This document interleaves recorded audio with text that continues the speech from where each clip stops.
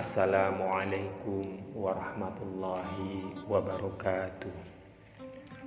Allahumma sholli ala Sayyidina Muhammad wa ala ali Sayyidina Muhammad.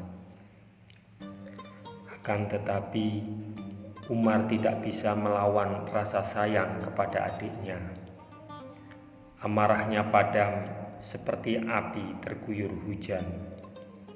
Ia duduk diam dalam penyesalan. Ditatapnya wajah adiknya dalam-dalam. Disesalinya luka akibat tamparannya tadi. Perlihatkan lembaran-lembaran tadi yang kalian baca, agar aku tahu apa yang Muhammad bawa, pinta Umar. Kami khawatir engkau merampas lembaran-lembaran itu. Tidak perlu takut. Perlihatkanlah, aku bersumpah akan mengembalikannya. Saat itu, timbul harapan di hati Fatimah agar kakaknya memeluk Islam. Kakak, engkau adalah penyembah berhala.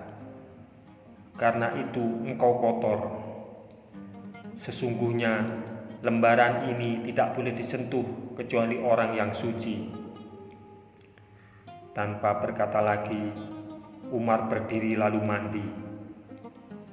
Setelah itu, ia kembali dan membaca lembaran-lembaran yang berisi surat Thaha, yang artinya,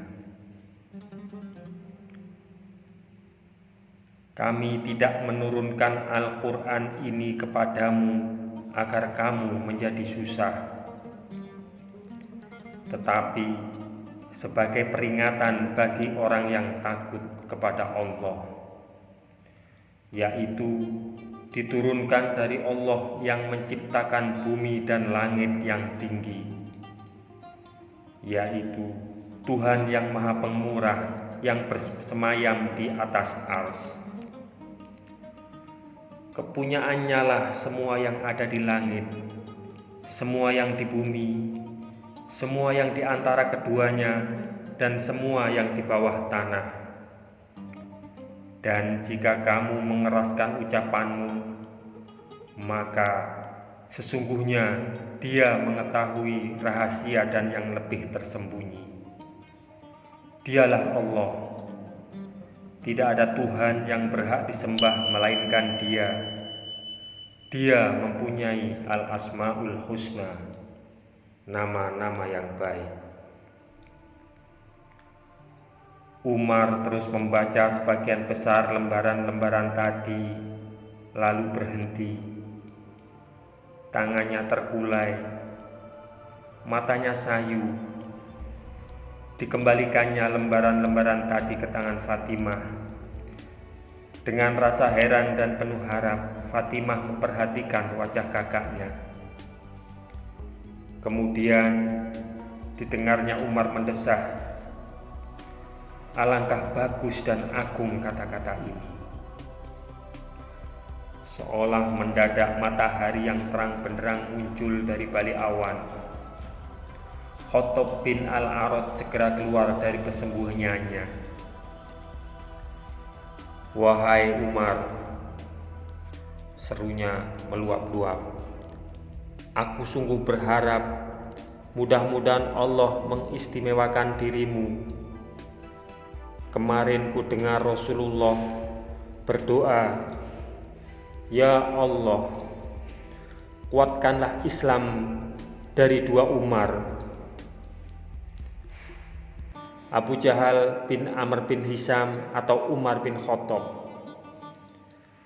Mendengar itu, Umar segera bangkit dan bergegas menuju Darul Arqam.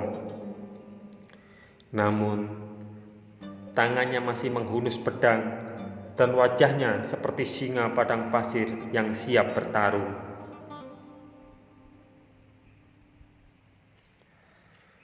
Berdentum-dentum pintu Darul Arqam diketuk Umar. Sebelum membuka pintu, seorang sahabat mengintip keluar dan terkejut. seperti baru mengalami mimpi buruk. Pengetuk pintu adalah Umar bin Khattab. Desisnya panik kepada Rasulullah dan orang-orang di dalam. Dia datang dengan pedang terhunus. Hamzah bin Abdul Muthalib berdiri dan berkata tenang, "Biarkan saja dia masuk. Jika dia datang dengan maksud baik, kita sambut dengan baik. Namun, jika dia datang dengan maksud jahat, kita bunuh saja dia dengan pedangnya." Setelah berkata begitu, tangan Hamzah bergerak meraba gagang pedangnya. Suasana tambah mencekam ketika pintu dibuka. Namun, Umar tidak juga masuk. Ia tetap berdiri dengan sikap garang di depan pintu. Melihat itu, Rasulullah pun berdiri dan berjalan cepat menghampiri Umar. Dengan kecepatan yang bahkan tidak terduga oleh Umar sendiri. Tangan Rasulullah yang mulia bergerak dan mencengkam leher baju Umar dengan kuat. Dengan suara tegas yang tidak bisa dibantah, Rasulullah berkata, "Wahai Umar, dengan maksud apa engkau datang? Demi Allah, aku tidak akan melihat engkau berhenti dengan sikap dan tindakanmu terhadap kami hingga Allah menurunkan bencana untukmu." Kerongkongan Umar tersekat karena begitu terkejut. Kesombongannya runtuh, bahkan rasa takut menguasai dirinya. Dengan suara lirih ia berkata, "Wahai Rasulullah, semua orang di Darul Arqam tercengang. Mereka lebih tercengang lagi mendengar Umar bin Khattab, sang singa Quraisy, melanjutkan kata-katanya, 'Aku datang kepadamu untuk beriman kepada Allah dan utusannya.'"